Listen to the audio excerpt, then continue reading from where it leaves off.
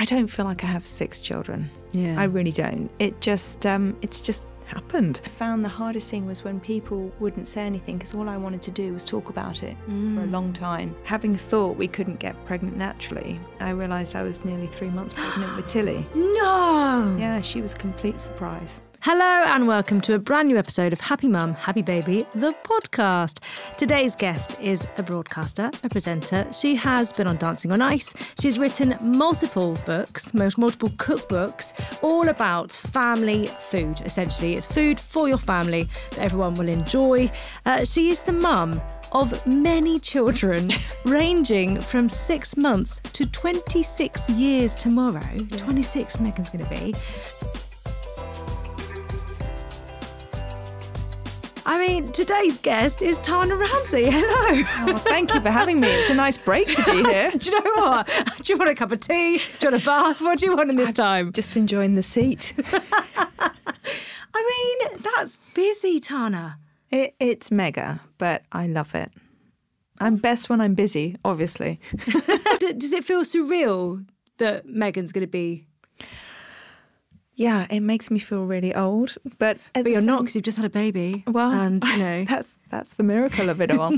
I mean, I don't feel like I have 6 children. Yeah, I really don't. It's just happened, and I love it. I mean, the conversations around our table, from what Megan's talking about to what Jessie needs, is just extraordinary. Really? And it's what I've always wanted, which is a crazy, busy, happy house.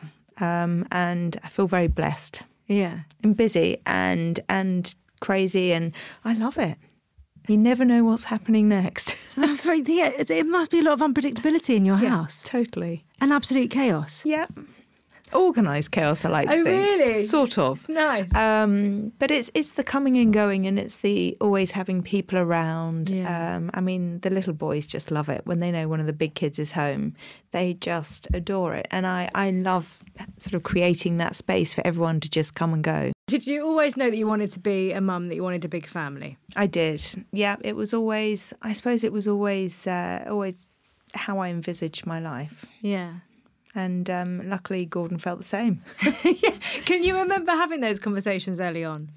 Yeah, I mean, I was only 18 when I met Gordon. So, right. But we very quickly both realised that was our sort of dream, was to have a big family and be parents and sort of, enjoy life in that way. I think because for him as a child, he also, they had to move so many times. I think he went to 15 different schools or something crazy like that. So it was, for me, when we met and sort of fell in love, it was creating something that made him feel really happy and secure and to have I suppose, a base that he never had to move from. You were a Montessori teacher as well, weren't you? I was.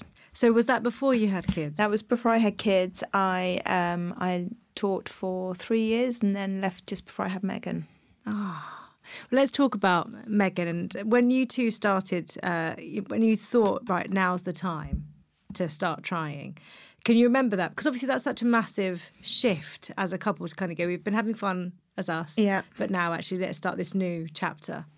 I mean, I think we always knew, and as soon as we got engaged, we were like, okay, we don't want to have a long engagement. We got engaged in August, married in December. Wow. And then knew straight away we wanted to try for a baby, and it didn't happen. Really? And then so you start, because you spend your whole youth trying not to get pregnant, and then you're like, we sort of. You don't think that there'll ever be any issues, especially being so young. But yeah, and also because when you're young, I don't think it's talked about that people have issues getting pregnant. It's only talked about of don't do anything because you will get pregnant. And I think, I mean, even back then, 26 years ago, I don't think it was talked about as much as it is. Now. It seems so much easier to find out about things with social media, and everything is spoken about. And I suppose the first thing I felt was, a bit of a failure. And then we sort of had a few investigations. I had polycystic ovaries. How did you feel when you found out you had that?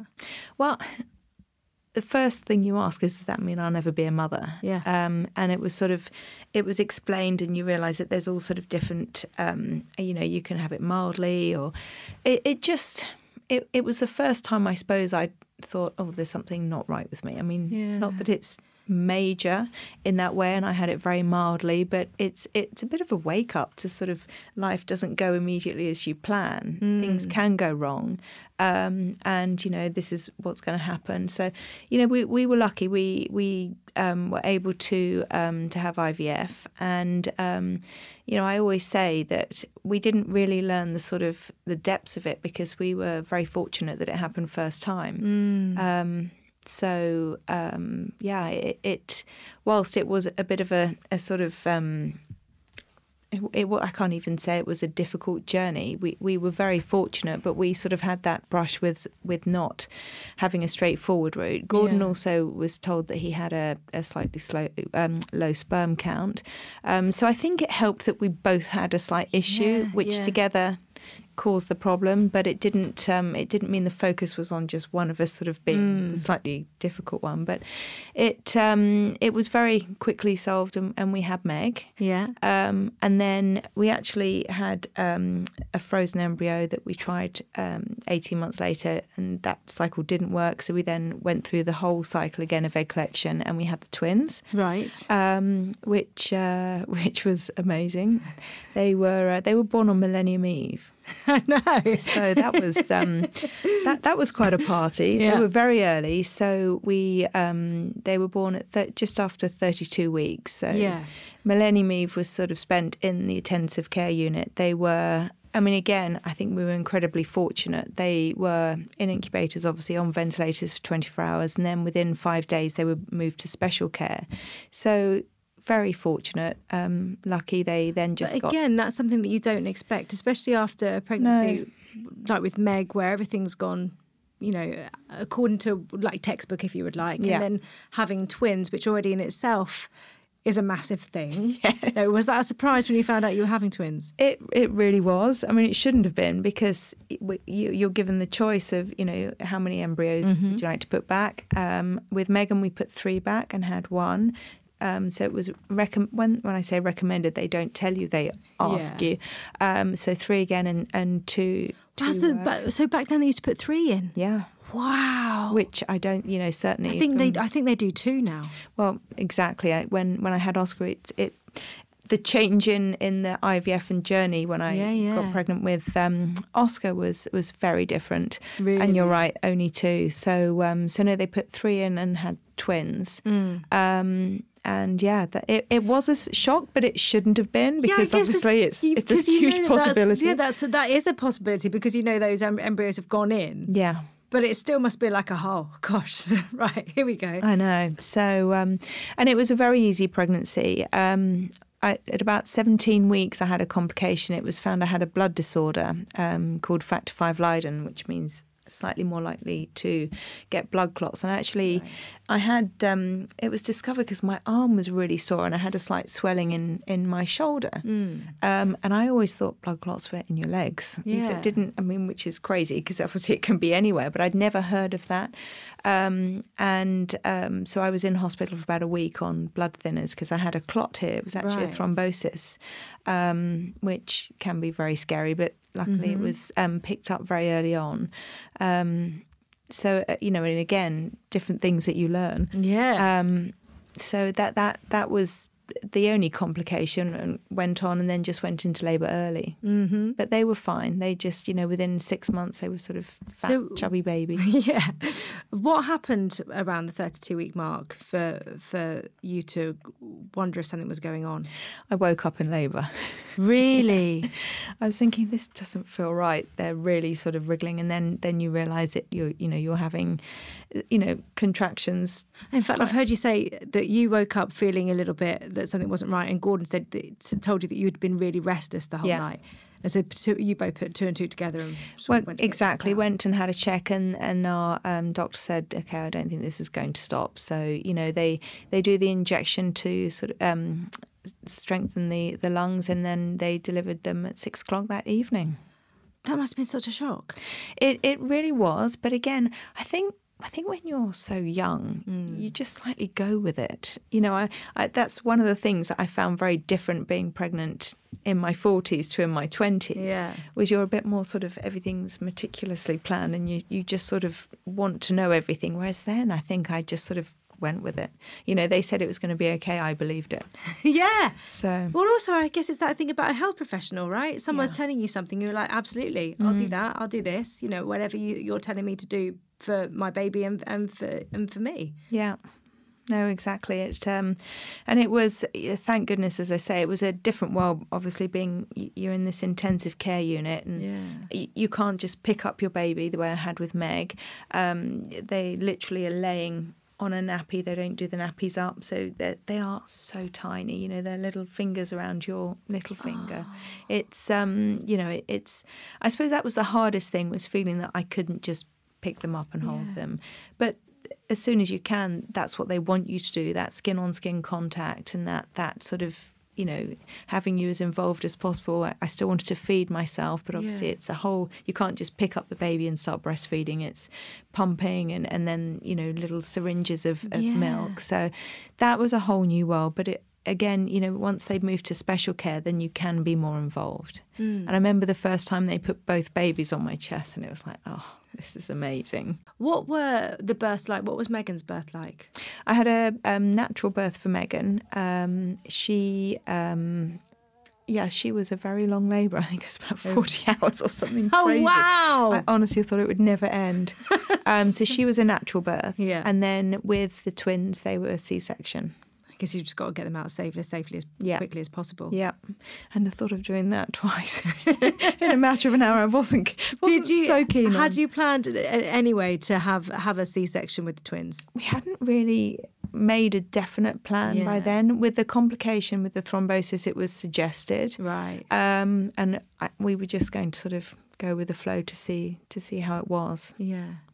It must be a weird time when you're celebrating their birthday, because obviously it's their birth and it's an amazing thing, but at the same time it's a reminder of that scarier moment. Yeah, I think... Does it make you reflect? It does, but at the same time, because of the amazing team we had around us, and, you know, when I look back, it was traumatic, but it kind of... We were so lucky because it all went the way that it should do afterwards. We were incredibly lucky. They very quickly put on weight, and we were home within 2.5 weeks. Wow. Yeah, because usually they like to keep you. They must have been teeny tiny leaving They the hospital. They were, and it was, you know, we left and, you know, when you get home, you just, whilst that's terrifying, also there's a huge sense of comfort that you've got everyone back together again. I had to leave hospital before them, obviously, and that was the hardest, was leaving the hospital and then trying to go back in and sort of be home with Meg as well, because you're torn in all sorts of directions. Yeah. You must know that you have to leave because you have to get home for Meg, but at the same time, the idea of leaving the baby's there must have been really hard.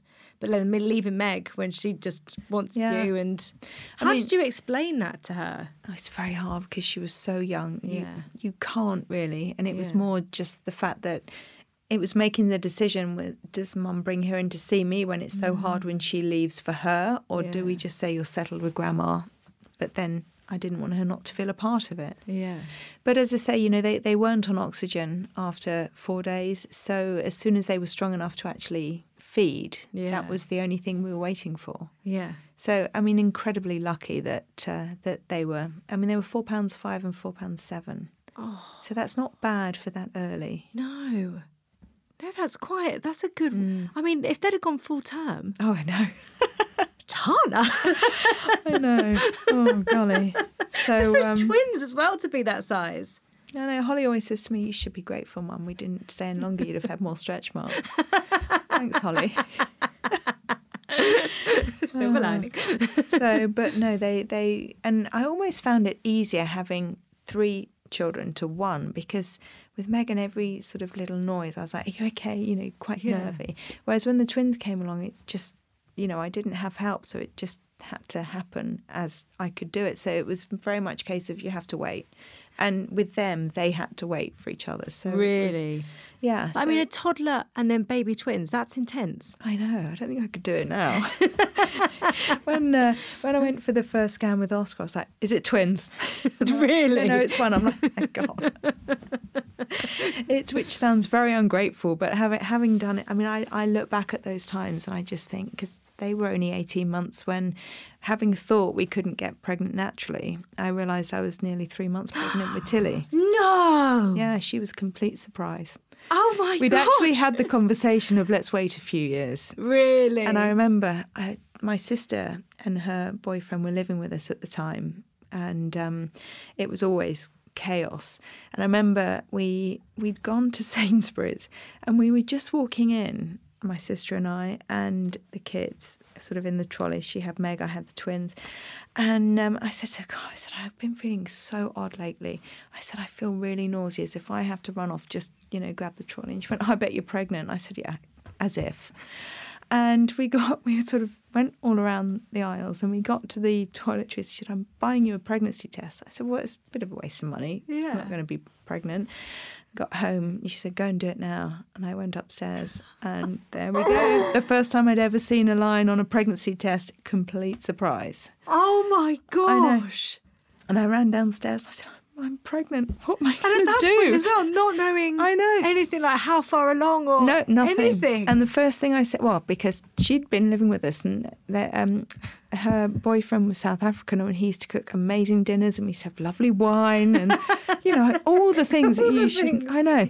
So, and that was one of the first clues I should have picked up on was he'd put a big plate of, sort of creamy mushroom pasta, which is, I love my food. Yeah. And I'd think, I just couldn't eat that. Really? So anyway, I went downstairs and I said, I'm pregnant. She went, go and tell Gordon, who was at work. So I remember, probably shouldn't have done, but got in the car, drove over Albert Bridge, crying because I was so shocked. And a part of me was thinking, how the hell am I going to manage? That, isn't it? Yeah. And went into the restaurant and I never used to go into the kitchens because it was always quite a, sort of intense place. Yeah. And he sort of looked at me and went, what's the matter? And I just said, I need to talk to you. And he went, now? I said, yes, now. And went outside and I said, I'm pregnant. And he's like, that's amazing. And I went, is it? Which is, as I say, so ungrateful. But it was, and very quickly, obviously, I was so happy. Went for a scan and the doctor's like, yep, you're definitely pregnant.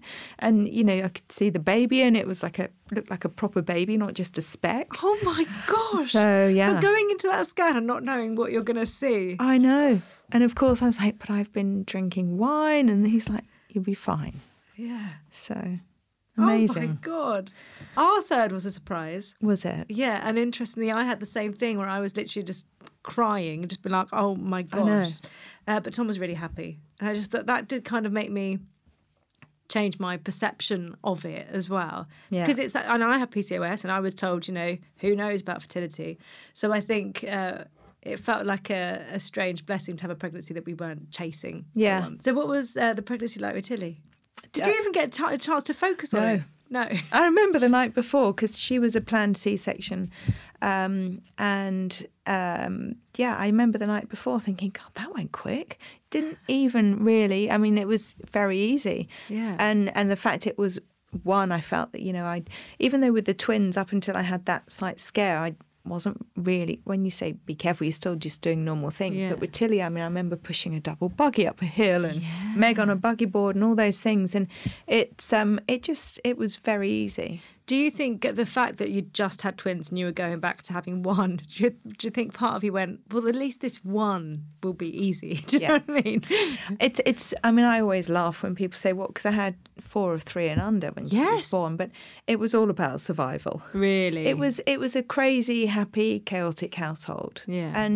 And I always, absolutely, I'm quite boring and I swear on routine. I need to have them all in bed at 6:30. Yeah. I like to have an evening. Yeah. And they have no choice. They've got to be good sleepers. Yeah. And I think because I could always guarantee that, you can get through the day. The hardest memory I ever had actually was when they all had chicken pox because they had it one after the other. I was and the same, so it's not even at the same time. It's and your one husband. has it. Yeah, and it's like 4 weeks. I remember my mum coming over and I was just like, Mum, I don't know what to do. I need to get out. I can't get out. Help. That was probably the toughest moment. And around that time, Gordon, I'm guessing, would have been ridiculously busy. Yeah. He had aubergine, and then he opened up on Royal Hospital Road. Yeah. I remember the conversation of, we just had Meg at the time. Do you mind if we sell our flat because I want to get this restaurant? And I'm like, oh, okay, we have to. We've just got a baby, but let's do it. And but you just go with the flow. So he was. It was incredibly intense. Yeah. And, he was, chasing his third star. Boiling Point, his first TV thing had just come out, which was, obviously very, very tough viewing. So there was a lot happening. But we kind of had this thing that I focused on the kids and home. He was focused at work. I think Sunday was our only day off. Really? And then, he's kind of wanting to rest and have his own time. And I'm thinking, don't you want to do things with the babies? And it's really tough. Yeah, because I guess that's the thing. Because some of you, part of you just wants to go, and here's your child. Yeah. Bye. But you realise that they're tired and everything as well. I mean, it's not a fairy tale moment. It's tough. Yeah. It was really tough. Do you think having that clear communication of Gordon's going to be the one to go out and work and you're going to be the one to have the children, do you reckon that made it a little bit easier in some ways, that you knew that you were taking on the bulk of it? Yes, but it doesn't mean that sometimes you didn't resent it. Ah, yeah, okay. Just when I say resent, it's just sometimes I'll be like, oh, for God's sake, do you need to sit on the sofa and sort of rest and watch the news and have 10 minutes to yourself? Because I can't do that. Yeah. And I think I'd be lying if I said, no, it was fine. I took this on. And there were times it felt really hard. But and you overwhelming. Get over it. Like you said, 4 under 3. Yeah. That's a lot. That's a lot of little people who can't really vocalise what they want from you or be reasonable and rationalise. I do think I'm forever grateful that I had them so young, because I had the energy. And I mean, not that I don't have the energy now, but I think then it just to have. I look at people now who are having sort of 3 kids and say Oscar's age 5 is their eldest, and I think, oh my God. But then I suppose it all feels a little bit more sort of in control now, whereas then I think when you're young, you're happier to just kind of go with the flow. Yeah. And I wouldn't have changed it for anything. And we had a lot of laughs. I remember our first holiday going away when we could really have 2 weeks of both of us being with them, and it was amazing. And we were living in a rented house in Battersea, and the house was sort of quite ramshackle, so it just, everything worked. It just, we got on with it. And then we moved to the first house we bought together, which was a bit of a project. And why have we taken this on? With so many children. I know. Which is the house we're just moving back into now. Oh, and it's just... So is this renovation take 2? This is renovation take 2. Okay. Well, because obviously it needs to give you different things now. Your family life has changed. But they all still want to live at home. But no, so we definitely had our sort of our plan of how it was going to be. And, and as you know, as they get older, it very quickly gets easier and easier. Yeah. And I loved every moment of it. But when they're that little, there are moments when it just seems endless. Yeah. Because every day, sometimes you're chasing that 6:30. Yeah. You're chasing the bedtime. Oh, yeah. A lot. But when I look at them now and the relationship the older 4 have, I wouldn't have it any other way. Yeah. And I think that's why when we had Oscar, I was like, I knew we had one more frozen embryo, and I just thought, need to have that one more for him to have that little person with him. Yeah, yeah. So... the older 4, did you find out the gender? No. We knew with the twins, actually. Oh, did you? But not till very near the end, because you have quite a few more scans when it's twins. And in one of the scans, we were together, and they said, it was obvious what one was. And then we thought we may as well find out both, and we were together. So we did with the twins probably at about 28 weeks, but we didn't know with any of the others. Wow. Controversial, Tana. Gordon wasn't at the first 4 births? He wasn't at the first three births, sorry. Because it's 4 children, I'm saying 4 births. I know that's one birth. But it is very controversial.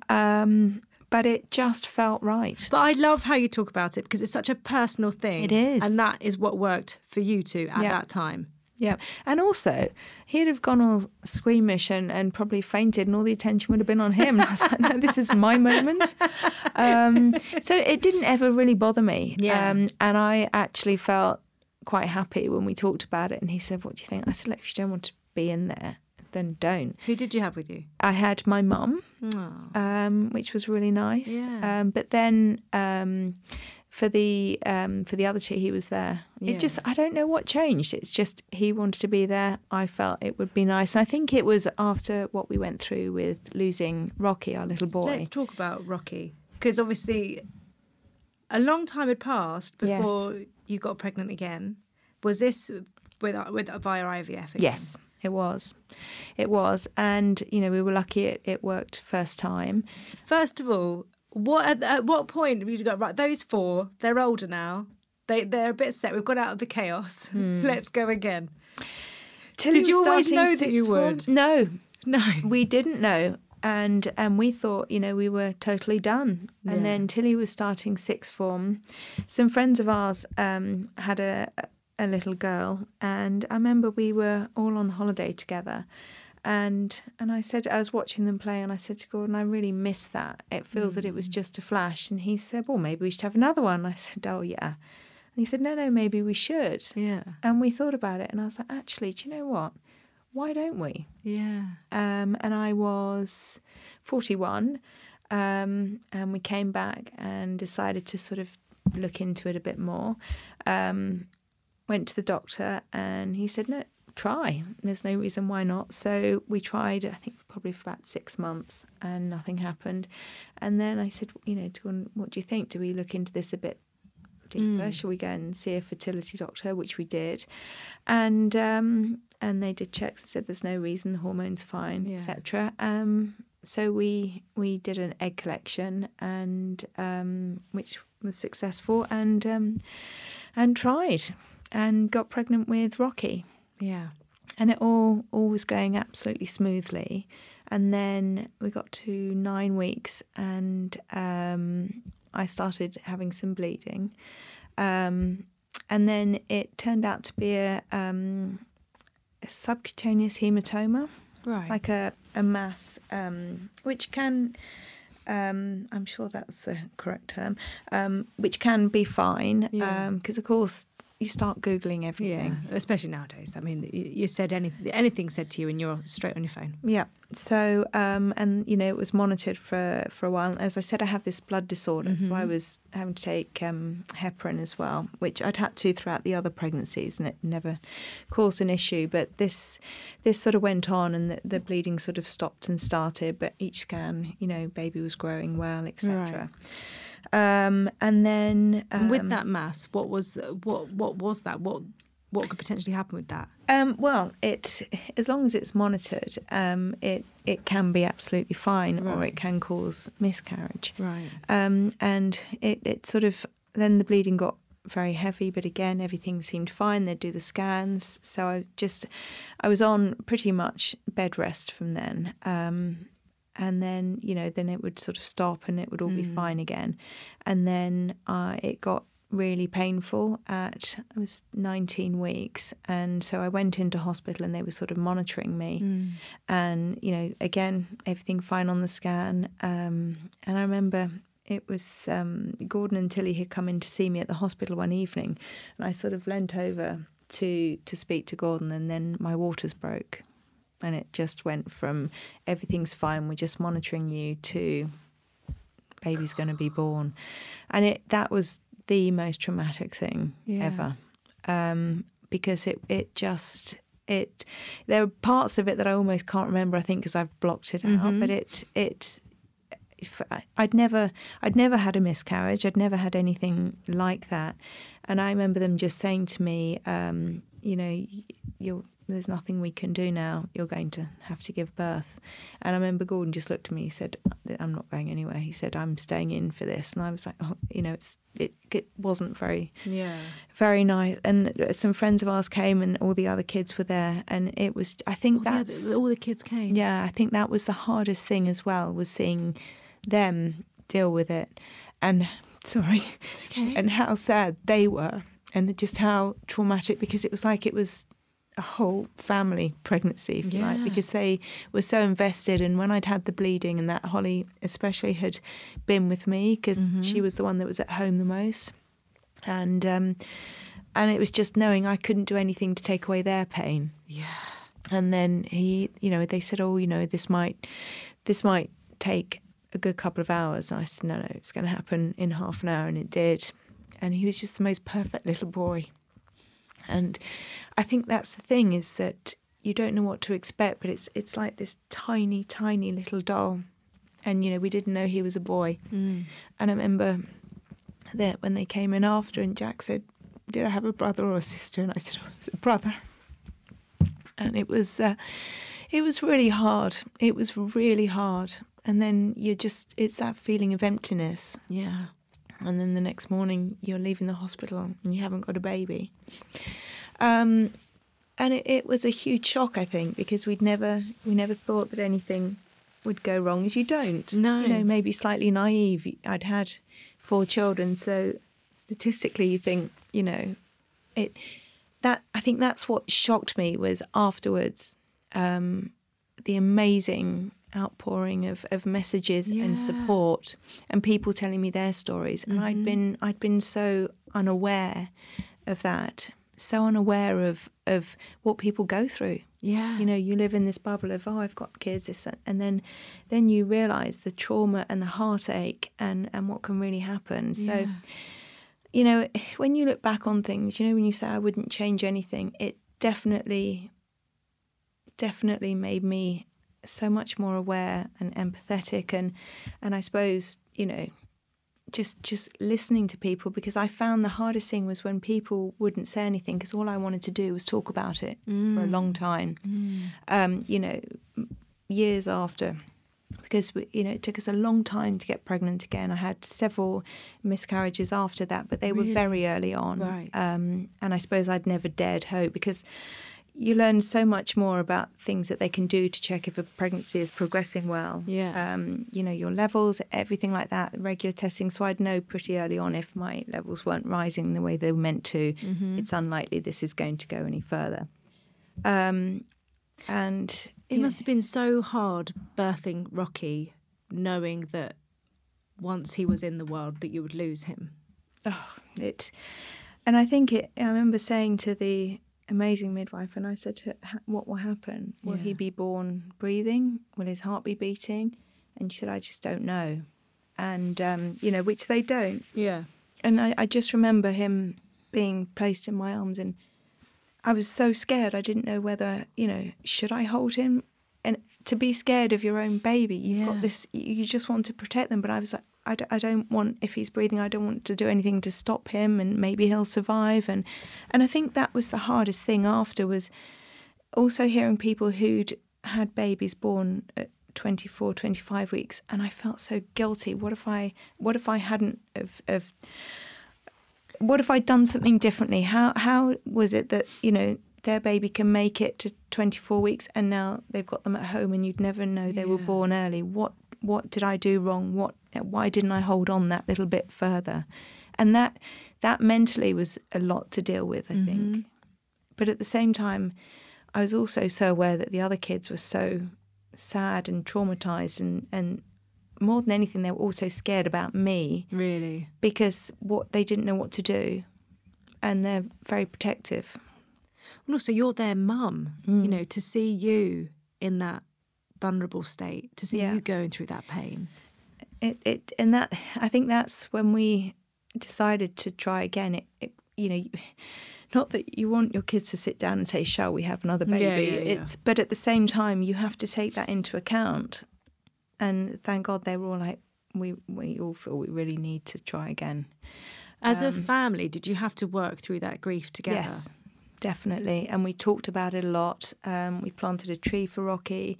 You still very much talk about Rocky. Rocky is still very much a part of your lives. He really is. And it's hard sometimes, though, because you never know when people say, well, how many children do you have? You don't want to say. That's why I said many children at the start, because I never know. If I say 6, I then feel guilty. Yeah. But at the same time, you don't want to make other people feel uncomfortable. And is it correct to include him? He'll always be our son, but I don't know. I still haven't worked it out myself. Yeah. And it's a really hard one. But I suppose I had never imagined, crazy though it is, for him to look so perfect as if there's nothing wrong. Yeah. And it's, it's very odd because when Oscar was born, he looked so different in so many ways. But when Jessie was born, he is the image of Rocky. Really? It's a really funny thing. And it's almost like I feel we've come full circle. I don't know why I feel like that, but it's very interesting. Yeah. From the minute I saw his face, everything about him. Were you scared going into the pregnancy with Oscar? Terrified. Excited, terrified. I also felt... I remember a nurse saying to me, and I almost felt she was wrong to say it, but then when I got pregnant with Oscar, I know she was right. But it was hard to hear at the time because after losing Rocky, it was like I couldn't wait to be pregnant again because I just felt this emptiness. And I remember her saying to me, I think the reason it hasn't worked yet is because you're not ready. And I remember thinking, of course I'm ready. I can't, I can't wait to be pregnant again. Mm-hmm. But she was actually right. I don't think I was ready. I don't think my body was ready. But when you feel that sort of desperation, it's very hard to feel anyone say to you, just take your time. Because also, I didn't have age on my side. Mm. I was 42 when I lost him. And, it took till I was 44 till I had Oscar. But when I got pregnant with him, it did feel calmer. Did it? Yeah. And I had a break and I had waited. But I felt, I don't know. And I had a slight scare with him as well. I had the same thing, the hematoma, but it was okay. Mm-hmm. It was just some bleeding and then it went and then everything. It was actually a really easy pregnancy, which is bizarre because looking back I can say it was easy, but at the time it felt endless because especially around that same time it was really scary. And then I kind of had it in my head that if we make it to 28 weeks, then I know that that's okay. And then, it went on. And then I was still at work right up until the end. Really? Being careful, but at work and feeling great. Yeah. And just loving being pregnant. What was his birth like? His birth was very calm. Gordon was there. All the kids were upstairs waiting. It was amazing. It's always a very strange thing. You go to the hospital with your hospital bag, you see the bed with a cot, and you're thinking, I'm going to have a baby in there. And I didn't know what gender he was. And we were all sort of upstairs, and I put on the hospital gown. The kids are all ready. Gordon's in his scrubs.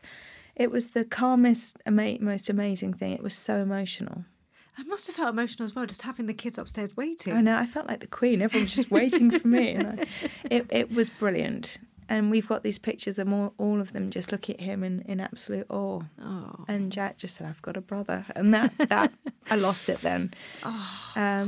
But it was the same with Jessie. Everyone was there. Yeah. And Gordon was actually working in the States, so we went out to the States to have him. And Jack was the only one that couldn't make it. Unbeknown to us, somehow he made it work, and all the kids knew, but Gordon and I didn't, and he turned up.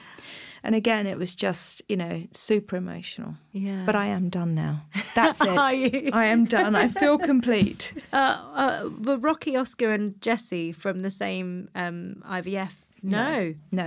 Rocky was actually in the UK, and then we went to America for Jessie because they also do genetic testing there. Oh, okay. And we were very keen for that, having had so many miscarriages after.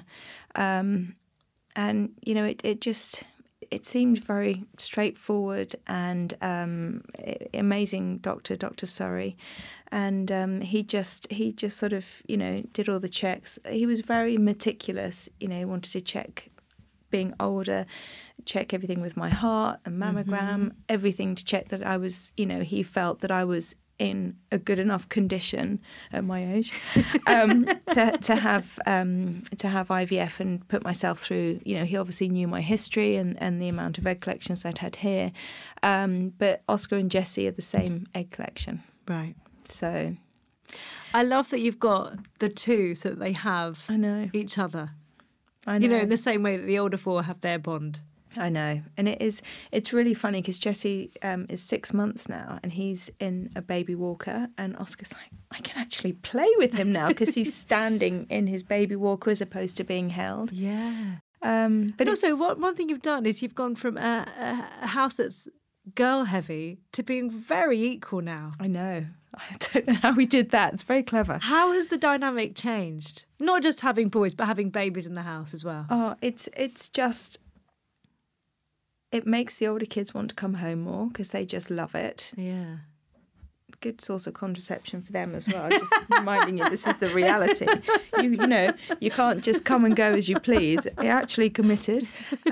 So it's lovely. Yeah. And it's also so nice having all the hands around to help. Like this morning, till he can feed the baby, I can jump in the shower and just different things like that. It just feels and the younger ones are very chilled. They're very... Are they? Yeah.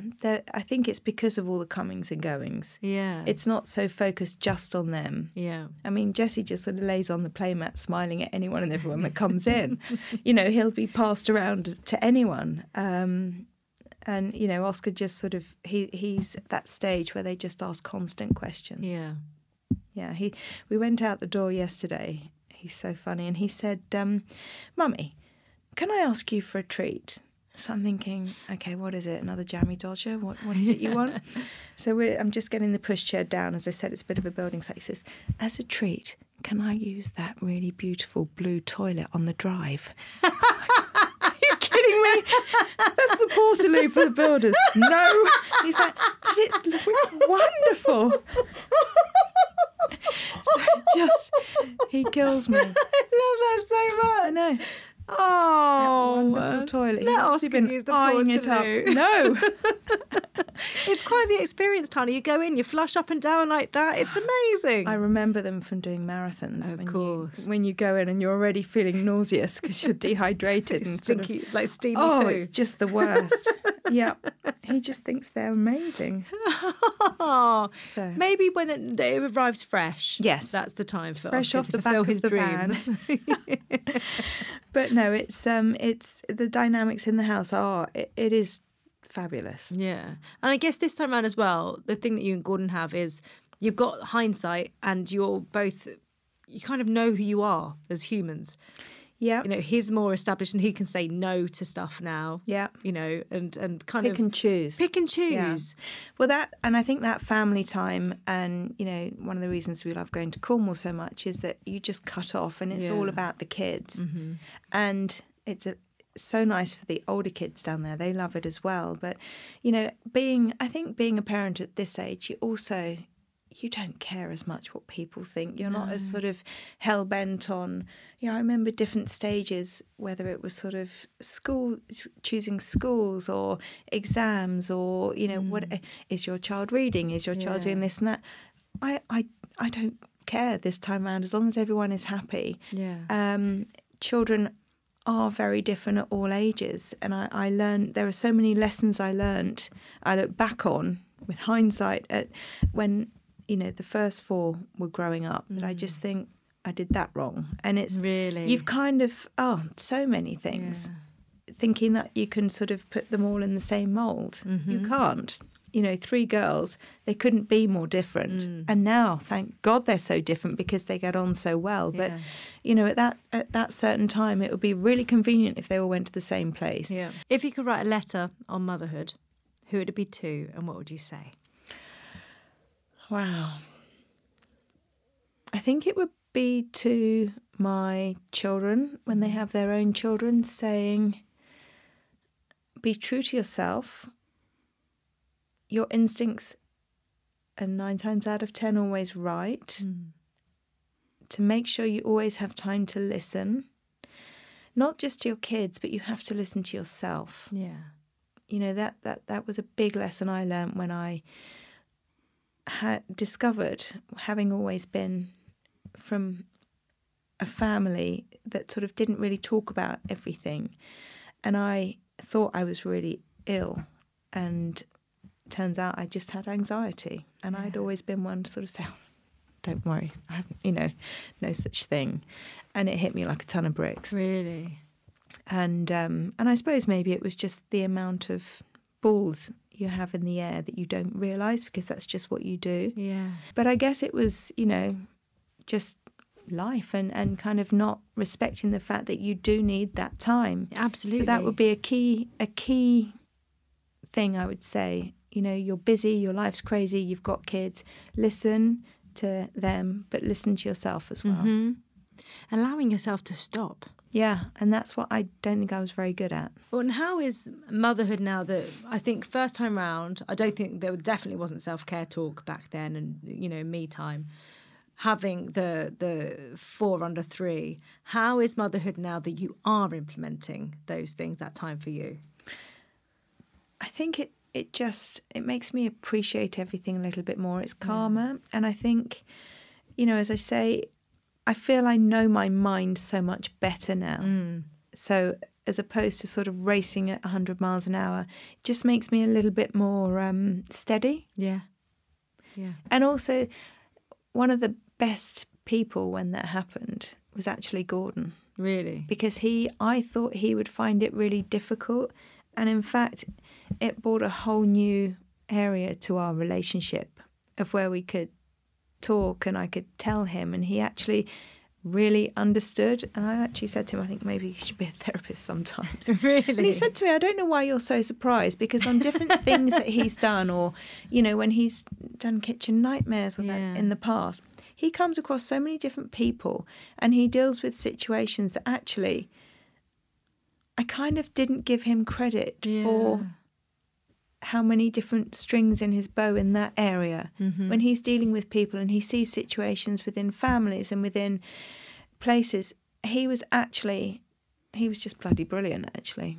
He really was. And even now, you know, we talk about sort of anything like that, but in our relationship as well, having little kids again, our present to each other on our last anniversary was we have to go to the theatre once a month. Right. And we have to go out 3 times a month, and we're not allowed to wear trainers.